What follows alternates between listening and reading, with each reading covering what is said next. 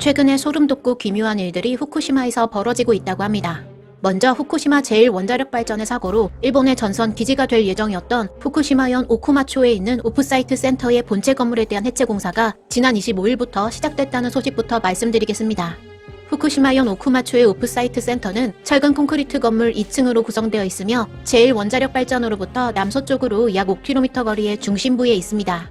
해체 공사에 대한 정보는 일본 환경성과 후쿠시마현이 언론에 공개했으며 25일 오전 9시 45분경부터 중장비들이 2층 창틀 부근에서 두께 20cm 벽을 부쉈고 약 40분 후에는 2층 내부의 모습이 보였다고 합니다.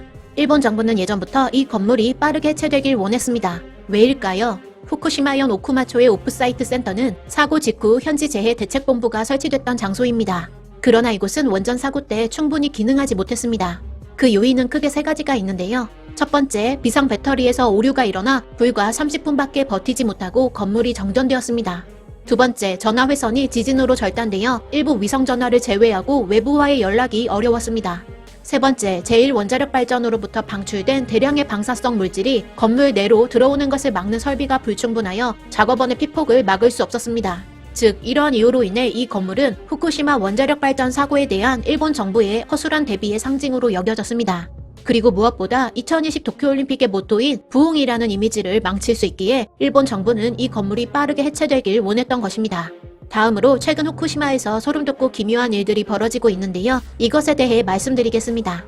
첫 번째로 제1원전의 배기통 해체 작업을 하기 위해 원격 조작되고 있었던 버스가 오작동으로 마음대로 움직이기 시작해 높은 곳에서 떨어질 뻔한 사건이 있었습니다. 지난 22일 오후 2시 40분경 인부가 배기통 해체 작업을 원격 조작하고 있던 버스에 시동을 걸자 버스가 마음대로 앞으로 움직이기 시작했습니다. 인부가 제동을 걸기도 했지만 버스는 멈추지 않았고 핸들을 왼쪽으로 꺾은 다음에야 16m 앞에서 엔진이 꺼지며 멈췄다고 합니다. 다행히 부상자는 없었지만 인부가 핸들을 꺾지 않았다면 버스는 고지대에서 25m 아래로 추락할 가능성이 있었습니다. 이같이 배기통 해체 작업은 기기에 오류가 잇따라 작업이 예정보다 늦어지고 있으며 이 문제의 영향으로 23일부터 재개 예정이던 작업도 연기되고 있다 합니다. 두 번째로 후쿠시마 제1원자력발전 사고에 따른 제염으로 나온 흙 등을 보관하는 중간저장 시설에서 34세의 남성 작업원이 컨베이어 벨트에 끼는 일도 있었습니다. 주변 작업원들의 말에 따르면 순식간에 그런 일이 벌어졌다고 하는데요. 고이즈미 환경장관은 현지를 시찰하며 안전 확보의 역할을 톡톡히 하라라고 강조하였고 환경성은 사고 원인을 조사하고 재발 방지를 철저히 하겠습니다라고 대답했다 합니다. 세 번째로 도쿄전력은 지난 25일 후쿠시마 제1원전 6호기에서 미사용 연료봉 1개가 아무런 이유 없이 기기에 껴서 두 곳이 휘어졌다고 발표했습니다. 도쿄전력에 따르면 다른 부분에 손상은 없었고 주변 환경에 영향은 없다고 주장하는 상황입니다. 이같이 설명할 수 없는 기묘하고 소름돋는 일들이 후쿠시마에서 벌어지고 있는데요. 그러나 더욱 소름돋는 사실이 있습니다. 후쿠시마 원자력발전소 수소폭발 사고 이후 일본 정부가 방사능 오염 물질에 노출된 토양을 5cm에서 최대 8cm 깊이로 긁어냈으며 주택부터 각종 생활자재까지 오염 가능성이 큰 것들은 모두 수거했었습니다. 문제는 최종 처리장 하나 없이 후쿠시마현 곳곳에 임시 야적장 형태로 보관을 하고 있다 보니 일본 내 방사능 전문가들조차 제염이라는 말은 잘못된 표현이라는 주장을 제기하고 있으며 단지 방사능 오염 물질들을 다른 곳으로 옮겨놓은 이른바 이염이라는 것에 불과하다고 판단하는 상황입니다. 더 심각히 말하자면 방사능 오염 물질들을 잘못 옮기면서 결론적으로 방사능을 더 퍼뜨리는 결과를 가져왔다는 것입니다.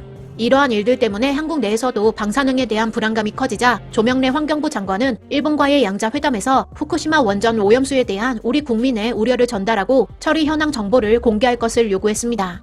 고이즈미 신지로 일본 환경성 장관은 과학적 근거에 따라 투명한 정보를 국제사회에 공개하겠다는 답변만 내놓았으며 후쿠시마 방사능 처리 방안에 관해서도 결정된 것이 없다고 밝혔습니다.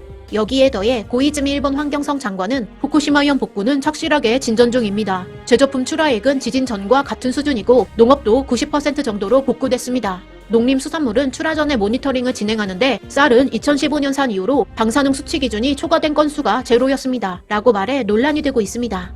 앞서 말씀드린 바와 같이 일본 정부는 2020 도쿄올림픽의 모토인 부흥이라는 이미지를 전 세계에 선전하기 위해 그리고 후쿠시마 원자력발전 사고에 대한 허술한 대비의 상징을 없애기 위해 오프사이트 센터를 철거하고 있으며 후쿠시마에서 사건 사고가 끊이지 않고 있지만 전 세계에 이를 은폐하고 있는 상황입니다. 또한 후쿠시마의 방사능 오염수 배출 문제는 아직도 진행형이며 토양 오염도 여전하다는 증언이 지속되는 가운데 언제까지 이를 은폐할 수 있을지 의문이 드는 하루입니다.